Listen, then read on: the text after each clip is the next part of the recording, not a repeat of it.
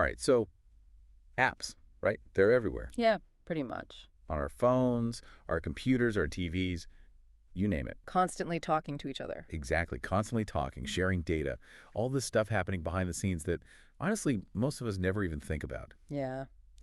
Out of sight, out of mind, as they say. But it is kind of amazing when you stop and consider it, right? Yeah, I mean, how does it all actually work? How do these apps actually communicate?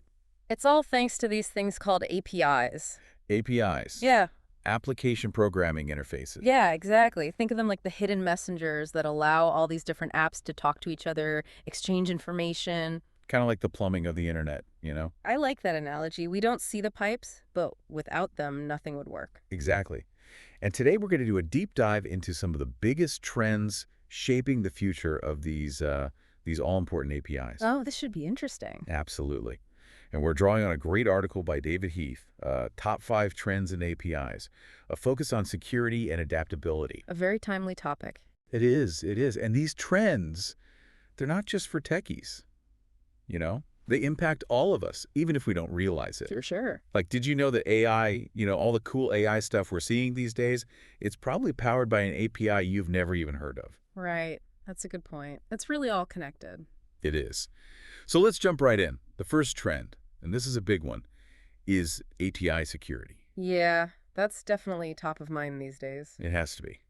I mean, we've all heard those stories about massive data breaches. Yeah, unfortunately. And a lot of times, APIs are right at the heart of those breaches. They are a potential weak point if they're not properly secured. Exactly. So companies are, well, they're finally starting to take API security seriously. Better late than never, I guess. Right. And this article talks about this move towards security by design. Mm-hmm. That's a key concept. But what does that actually mean? Like, what does it look like in practice? Well, it means that instead of just tacking on security measures at the end as an afterthought, you're actually building security into every stage of the API development process. From the ground up, so to speak. Exactly. Like, when you build a house, you don't install the locks after it's already built, right? No, of course not. You plan for them from the beginning, make sure they're integrated into the structure. So it's kind of like that. It's part of the blueprint. Precisely. Interesting. So what are some of those security measures we're talking about? Well, there's token-based authentication, for example. Okay, I've heard that term thrown around, but I'm not really sure what it is. It's like using a temporary passcode to access a website or an app. Instead of your actual password. Right. So even if someone intercepts the communication, they can't steal your real credentials. Makes sense. And that's becoming pretty common, right? Very common. And then there's OAuth, which is another popular method. It's what allows you to, log into websites using your Google or Facebook account. Oh, right. Without having to create a whole new account. And without giving the website your actual password. I guess it feels more secure because you're like trusting those big companies to handle the security. Yeah, exactly. They have dedicated security teams and all that. Resources, yeah. Yeah. But doesn't all the security stuff, doesn't it make things more complicated for the user? That's the challenge. Nobody wants to jump through hoops just to check their email, right? Right. Ideally, these security measures should be seamless, invisible. Okay, so it's like a balancing act between security and convenience. Yeah, finding that sweet spot. Makes sense. All right, moving on to the next trend. And this one is kind of mind-blowing to me. The idea of moving beyond the single API gateway. Yeah, that's a pretty significant shift. Like back in the day, there was just one gateway to rule them all, right? But now, not so much. Right. As things have gotten more complex, that one-size-fits-all approach just doesn't cut it anymore. I can imagine. So why is that? Like, why the move away from the single gateway? Well, think of it this way. If you have just one gateway handling all your API traffic, it can become a bottleneck. Especially if you have a ton of APIs, right? Exactly. Thousands of APIs, all with different needs, different requirements. Oh, yeah, that makes sense. So what's the solution? The solution is to have multiple gateways tailored to specific needs. Okay, so kind of like a traffic control system. Yeah, exactly. Different lanes for different types of vehicles. Oh, I see. So you might have one gateway that's optimized for handling internal microservices, another one for partner APIs, and another one for public-facing APIs. Makes sense. But wow, that sounds complicated to manage. It does add complexity, for sure. But I guess the benefits outweigh the challenges. That's the idea. You get more flexibility, more scalability, and you can optimize performance for specific use cases. Okay, so it's about getting the right tool for the right job. Exactly. All right. Next up, we have this thing called GraphQL. Ah, yes. Is GraphQL. that just another tech buzzword, or is there something really special about it? No, GraphQL is definitely more than just hype. It addresses a real need, especially as we move towards more data-intensive applications. Okay, so what is it all about? It's about efficiency, giving clients exactly the data they need, nothing more, nothing less. I like the sound of that. Imagine ordering a pizza, right? Okay. With traditional REST APIs, it's like getting the entire menu delivered to your door, even though you just wanted a pepperoni pizza. Uh-huh. That's a good analogy. But with GraphQL, you can say, hey, I just want the pepperoni pizza, and that's exactly what you get. So it's more like ordering a la carte, Precisely. No unnecessary data transfer. which is especially important in mobile environments. Absolutely, where bandwidth is often limited. So is REST going away then? Is GraphQL going to completely take over? Well, REST is still widely used, and it has its place, but GraphQL is definitely gaining traction. Especially for certain types of applications. Yeah, like applications that need real-time updates, or those that deal with complex data relationships. So it's all about speed and efficiency, really. Pretty much.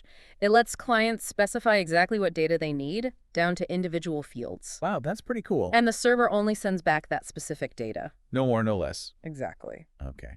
And what about for developers? Is GraphQL easier to work with than REST? It can be. It uses a strongly typed schema. A schema. Yeah, like a blueprint of the available data. Got it. So it's easier for developers to understand the API and build applications that use it. Okay, that makes sense. So efficiency, flexibility, and a better developer experience. I can see why people are excited about GraphQL. It's a game changer for sure. All right, next up we have the trend that I think is the most mind-blowing. APIs and artificial intelligence. Yeah, this is where things get really interesting. It's like we're on the verge of something truly transformative. Absolutely. APIs are becoming the gateway to all this incredible AI power. So like, even I could build an app that uses AI. Potentially, yes. Don't know what. Think about it.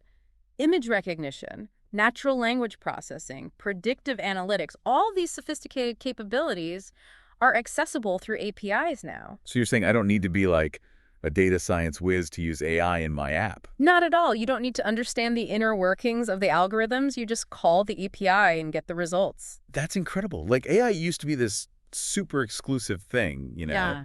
just for researchers and tech giants. Yeah. But now anyone can tap into it. It's democratizing access to these powerful tools. And it's all thanks to APIs. Largely, yes. Amazing. Like I use Siri and Alexa all the time, and I never even thought about the fact that they're using AI APIs. Right. And those personalized recommendations you get on Netflix or Spotify, Oh, yeah. all powered by AI algorithms, accessed through APIs. It's crazy when you think about it. The possibilities are pretty much endless.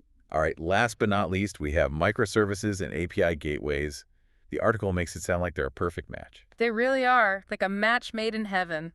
But I'm not sure I understand the connection. Can you elaborate on that a little bit? Sure. So imagine you have a big application that's been broken down into these smaller, independent services, right? Yep. Yeah. Each one responsible for a specific function. Okay. This is the microservices architecture. Makes sense. Now, these services need to communicate with each other, and that's where APIs come in. Oh, I see. So each microservice has its own API. Exactly. And all these APIs are talking to each other, creating a complex network of interactions. So it's like a city with different districts all interconnected? Exactly.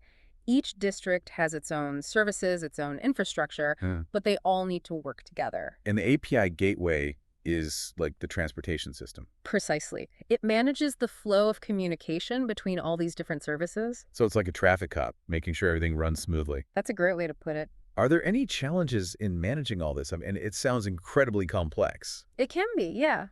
As the number of microservices grows, so does the complexity of managing the API gateway. Makes sense. You need really good tools and strategies to handle things like service discovery, load balancing, making sure everything stays up and running. Right, keeping things from crashing. Exactly. And security is a big concern, of course. Yeah, always. Making sure all the gateways are secure, that the communication between services is protected. Wow. This has been an incredible deep dive into the world of APIs.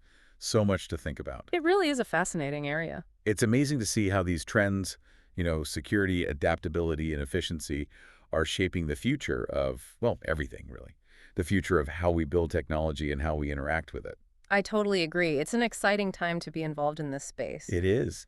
So for our listeners out there, here's a question for you. Think about the apps and services you use every day. Yeah.